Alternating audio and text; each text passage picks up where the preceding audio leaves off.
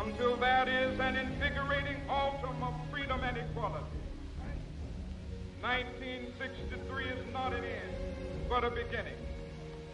Those who hope that the Negro needed to blow off steam and will now be content will have a rude awakening if the nation returns to business as usual.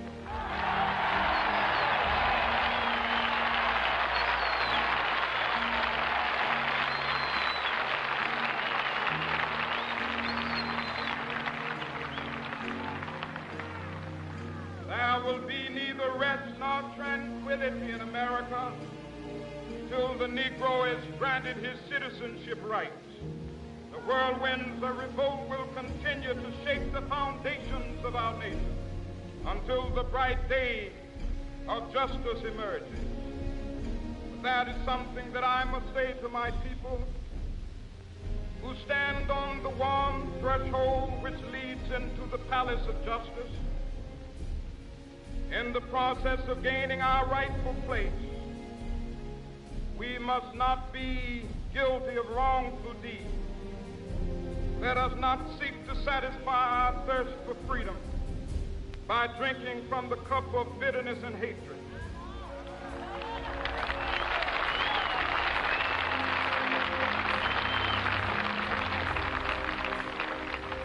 We must forever conduct our struggle on the high plane of dignity and discipline. We must not allow our creative protests to degenerate into physical violence.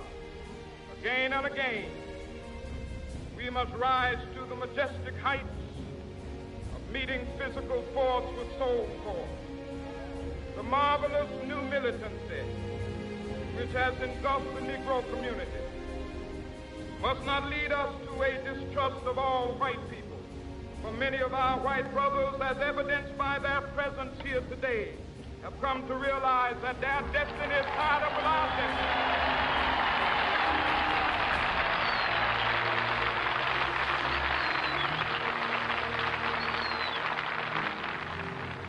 They have come to realize that their freedom is inextricably bound to our freedom.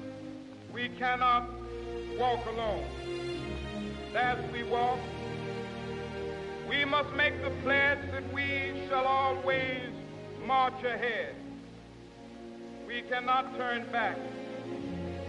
There are those who are asking the devotees of civil rights, when will you be satisfied?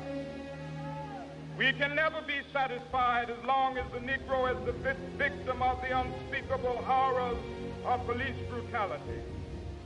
We can never be satisfied as long as our body is heavy with the fatigue of travel, cannot gain lodging in the motels of the highways and the hotels of the city.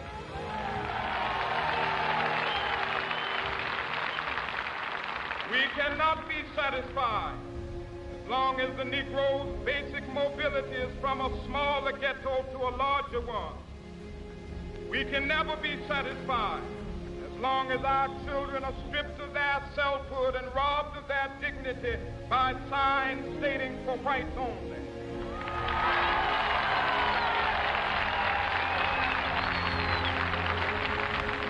We cannot be satisfied as long as a Negro in Mississippi cannot vote and a Negro in New York believes he has nothing for which to vote.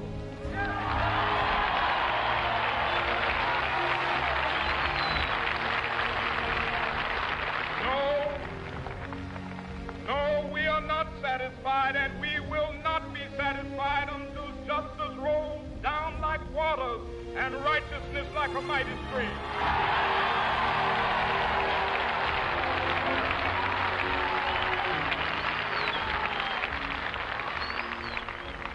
I am not unmindful that some of you have come here out of great trials and tribulations.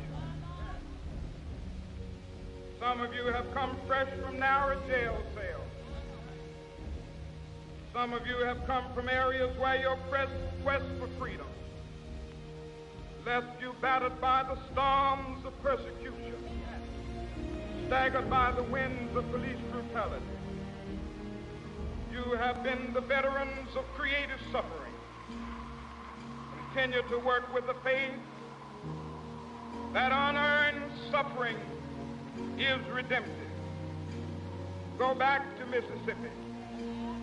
Go back to Alabama. Go back to South Carolina. Go back to Georgia. Go back to Louisiana. Go back to the slums and ghettos of our northern cities, knowing that somehow this situation can and will be changed. Let us not wallow in the valley of despair. I say to you today, my friend,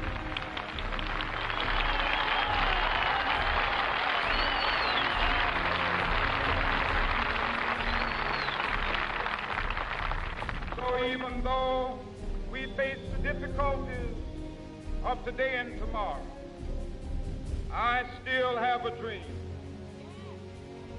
It is a dream deeply rooted in the American dream. I have a dream that one day this nation will rise up, live out the true meaning of its creed. We hold these truths to be self-evident, that all men are created equal.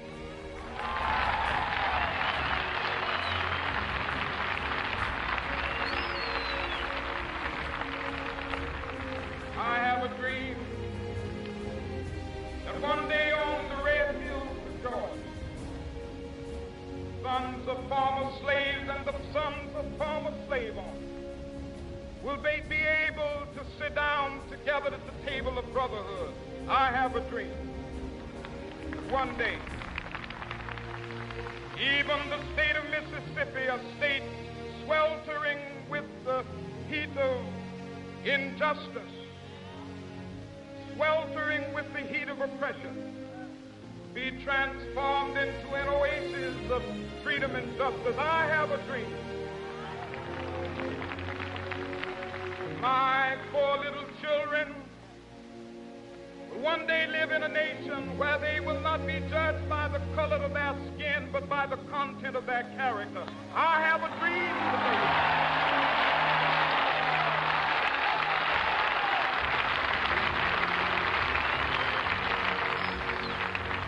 I have a dream that one day down in Alabama, with its vicious racists, with its governor having his lips dripping with the words of interposition and nullification, one day right there in Alabama, little black boys and black girls will be able to join hands with little white boys and white girls as sisters and brothers. I have a dream today.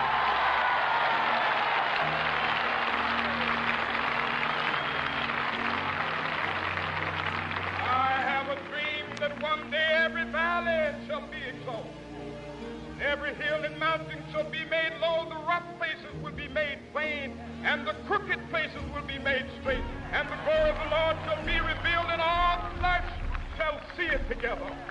This is our hope. This is the faith that I go back to the South with. With this faith, we will be able to hew out of the mountain of despair a stone of hope.